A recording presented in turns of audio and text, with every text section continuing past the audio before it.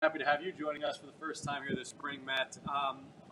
Obviously, we want to hear from you as we do on every show. Send in your questions. Again, if you're a first-time watcher of this, I'm not being rude. My cell phone is to get your questions. So send those in. We'll try and answer as many as possible. But Matt, since we are having you on for the first time here, what has been your general feel here at spring training? You've been here since Saturday. What vibes are you picking up? You know, I found it's interesting. There's been a lot of talk, for good reason, about the health, and lots being made about basically that this team, you know, they feel they can compete, but it's all going to be, can they stay healthy? Yep. You know, these guys, they're certainly confident. They believe, you know, the starting pitching they have can compete. They feel that they have the arms to, you know, give the Nationals a run for the division, but it's all coming back to health. Yep. You know, even the guys, when they say, hey, we can compete, it all comes back to if we're healthy. So the Mets really know that, like, if this team is going to make a run at it this year, they're going to need those guys to be out there every 5 days. Yeah, and obviously the two guys that the Mets are absolutely banking on at the top are Jacob deGrom and Noah Syndergaard. Nothing new there. The question really becomes, if those guys do stay healthy and give the Mets the production that they expect, who is that next guy? And who can really step into that third starter role, give this team not even dominance, but just something of substance throughout this. Right, steady. And Matt Harvey early on has been the topic of conversation because I think everybody knows if Steven Matz is healthy that he's going to be pretty good. That's not the question. The question with Harvey is even after he got back and was healthy last year, he still was not very good. So there's a couple of extra question marks with him. Today was the first time that we actually heard from Matt Harvey. Mickey Callaway spoke again about him. And it seems from Harvey's point of view, at least, and again, we're going to have to see where this goes, the confidence right now, to me anyway, seemed very different than it was at the end of last season. Oh, certainly. I mean, we remember last year, was it Philly? Was it the one game where he harries? I have no answers. Yeah. I mean, we saw last year, we saw a guy who was broken last year. I mean, he had no answers, no confidence. And, you know, obviously spring training, you know, the whole thing, you know, new year, turning the new page. Right. You know, this is nothing new. Right. You know all the cliches by now. So, but, you know, certainly it's a guy who he has every reason to be confident. He went through his offseason routine for the first time. He's been, you know, he feels his shoulder is as strong as it's ever been. He's got a new coaching staff work with him. So everything is kind of there in place for a foundation of success. It's just going to be, can he do it? Right. Can he get the results? Exactly. And I think what you said right there, the way that you listed that out, those are key points to highlight when you discuss Matt Harvey. Number one, what he was saying, he had an offseason where he was healthy and he could just work on building up strength and pitching again. It wasn't a rehab offseason like it was the year before. And listen, we never played at this level, but that's a difference. I mean, there's something to be said for having an offseason where your focus is on getting the strength back and pitching as opposed to just getting function back where it was before. So that's the first thing. The second thing that you were talking about with Harvey was the strength in that shoulder. And he mentioned that last year, usually when you see pitchers that are successful, their throwing shoulder, the muscles behind, that is something that is bigger than any other part of their body. And for him, his right shoulder, he said last year, was actually smaller than his left shoulder, just to give you an indication of where that strength was. He also talked about the nerves finally coming back. He could feel the baseball a little differently. So all of that is at least worth noting. We don't know where it's going to go. The other thing worth noting, though, is what I thought Mickey Callaway said today, which was, or what Mickey Callaway did say today, which I thought was really important to say and to hear if you're Matt Harvey. He said, we don't need him to be the Dark Knight. We just need him to be the best Matt Harvey. Right. And you know, that persona has loomed so large in Harvey's mind forever, and I think that And the fan base, too, I think, to be fair. 100%. But from Harvey's perspective, he wasn't shy about it last year, that not going out there and being that level of dominant that he was in the past really messed with his mind. And so Callaway coming out and saying that he has spoken to Harvey about it, I think it's probably an important step for Harvey to kind of recognize he doesn't need to be that and he can still be productive. Oh, certainly. I mean, because if you're holding him back to the Dark Knight standard, we're talking about one of the top 10 pitchers in the game.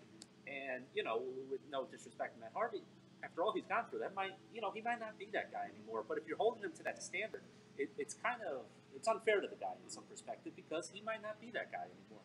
he's gone through some major surgeries that, guys have struggled.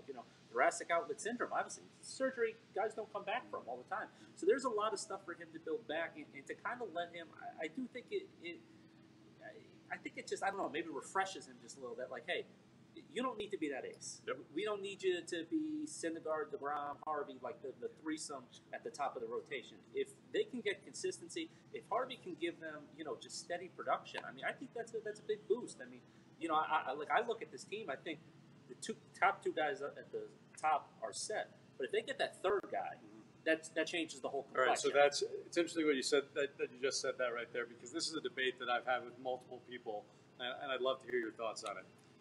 If those two guys at the top are what we expect them to be, do the Mets need one of the other pitchers to hit, or do they need two of the other pitchers to hit? I mean, I think obviously the optimal scenario is you get two, but sure. I think you need at least one. I think you need one bare minimum, because you saw last year. I mean, they only had the one guy, but even if Noah Syndergaard was on this team last year, they weren't winning 90 games. So if they can get three, I mean, that means, you're going to have some series where you're going to roll out. You're going to feel good about winning every game during that series. I think you need at least one, because, asking for two might seem a lot at this point with the injury histories and some of these guys trying to work back. But if they can just get that third, I mean, that's why there's such the clamoring for the starting pitcher among the fans, They want that kind of consistency. But, I mean, if you can have a threesome at the top with Syndergaard, DeGrom, and then be it Harvey, or be it Matz or Wheeler, or hey, maybe Gelbs and Lugo, one of those guys. Right, the forgotten guys, right? People forget about those. With how good they were down the stretch in 2016. If they can have that type of three guys to kind of anchor the rotation, that's when I think you can start feeling good about this team being, a possible wild card. Yep. We're going to get into the questions now. Mark and Stacy, kind of going off what we were just talking about, they asked, do you truly feel the staff can stay healthy all year? Now, I didn't hear Matt Ehalt say that. I didn't say that either. I think it remains to be seen, really. Right. And that's, here's all I'll say about that, okay? There is no way for anybody to know what Jacob deGrom is going to be this year health-wise, what Noah Syndergaard is going to be this year health-wise, let alone what Harvey, Matz, Wheeler, Lugo, Gesellman, any of those guys. There's no way to know. Well, unless you call it like a fortune line or something.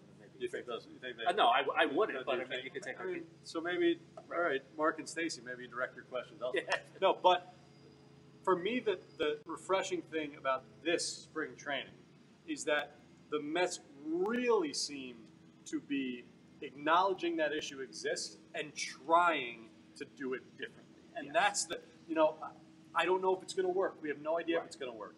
But they are trying to address it and do things differently. And I think if players do get injured, which they inevitably will, or if that staff still gets injured, it's not going to be because the Mets overlooked something. They're going all in to try and fix this. No, there's certainly a different atmosphere this year about what they're trying to do with Mickey Callaway.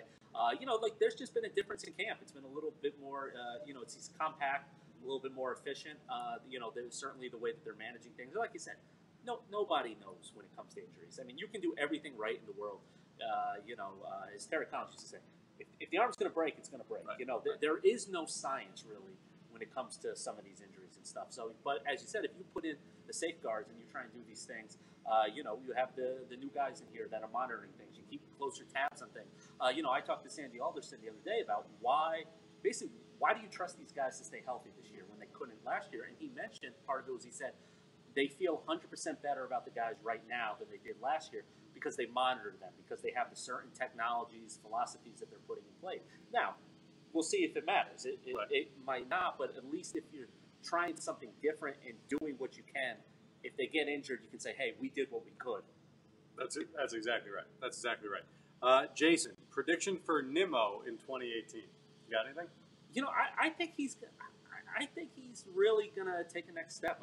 I'll admit, in the past, I was not sure what Nimmo was going to be at the major league level. I didn't know if he'd be anything more than a fourth outfielder, and he really impressed me last year. I mean, his plate discipline is just outstanding. It's elite. It's off the charts. It really is. It's like close to, at least in that small sample size, it was comparable to Joey Votto. It really was.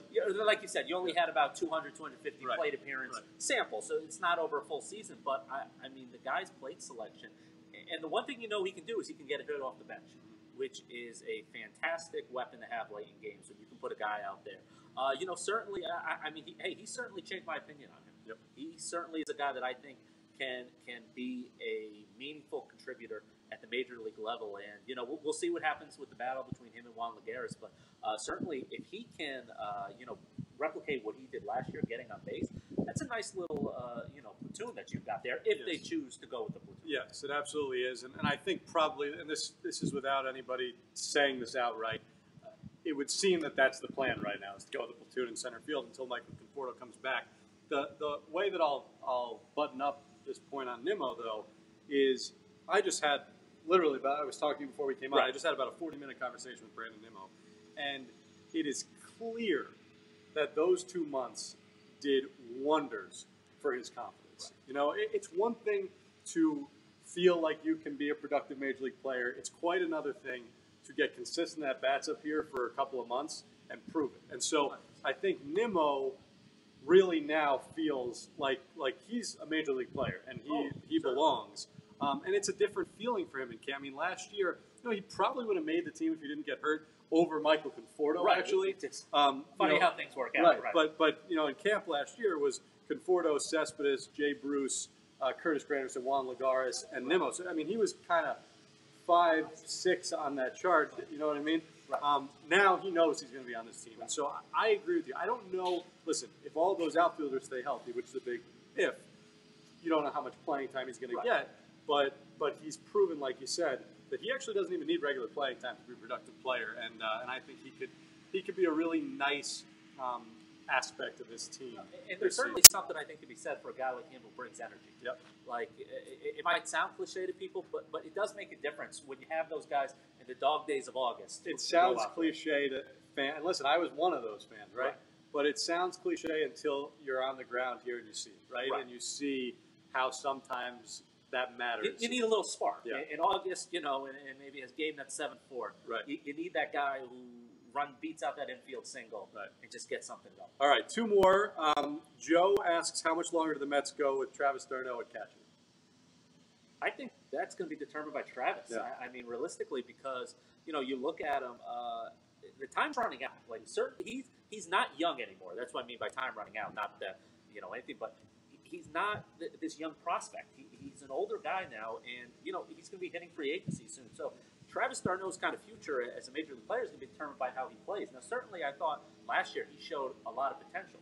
He showed, I thought, last year what you wanted to see from him in terms of, like, the power and stuff. Now, the defensive aspects of his game, there's certainly the faults there, but, this is, I think it's a big year for him.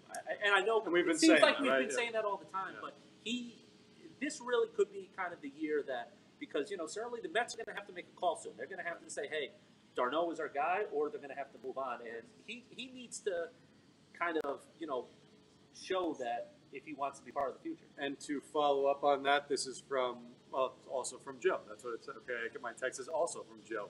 How far away is Nito from the big league? So Tomas Nito. I think he's making inroads towards it. I mean, certainly he turned some heads in the organization last year with how well that he played. The question's going to be, the Mets right now, they have 2 young guys at catcher. There really isn't that opening per se that there might have been in the past, and certainly if Plawecki plays like he did, the Mets do like the duo of d'Arnaud. Right, they are not sour on these guys, or otherwise, you would have seen them linked to some guys. You would have seen them trying to get a Lucroy.